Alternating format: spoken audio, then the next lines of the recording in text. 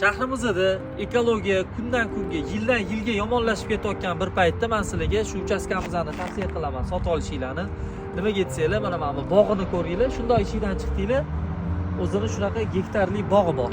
Endi tasavvur qilinglar, mana shu hozir kichkina bo'lib turgan daraxtlar 1 yil, 2, 3, 4 yildan keyin juda ham kattalashadi. Bular sizlarga qanchalik toza havo, kislorod yetkazib beradi. Xo'p, bu uchastkalarimiz mana o'zi 4 ta edi, bir xil ya'ni qurilgan, 2 sotuvda, 4 tasidan 3 tasi sotilib bo'ldi. Hozir bizda 218 ming dollarga mana shu ikkinchisi sotuvda turibdi. Ichlarini hozir ko'rasizlar, o'zingizlar xulosalarni aytasizlar. Narxiga, lokatsiyasiga juda ham zo'r variant. Qani ketdim.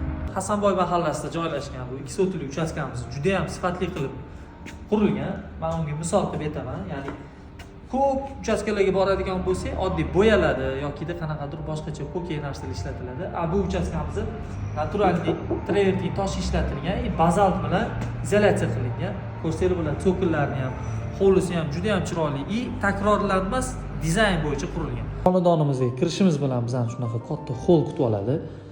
Bu holdan mana ikkinchi etajga chiqib ketiladi, spalni, zal, oshxona. Men birin-ketin obzor qilib beraman.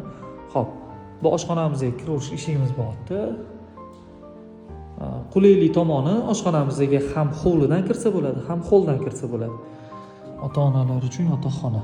O'zini sanuzel dushlari bilan orqa hovliga chiqadigan shunaqa eshik qoldirgan. Ikkinchi etajimizda ham bizda 3 ta xona bo'lyapti. Birinchisi bu kattalar uchun spalni hisoblanadi. Bu bizning общий sanuzelimiz, ikkinchi etajimiz uchun. Bu yerda bitta bolalar uchun yotoqxona qilingan. Juda ham chiroyli aboyli ishlatilgan mana. Eng zo'r tomoni bu uchastkalarimizning mana shu vid. O'zini shunaqa katta bog'i bor.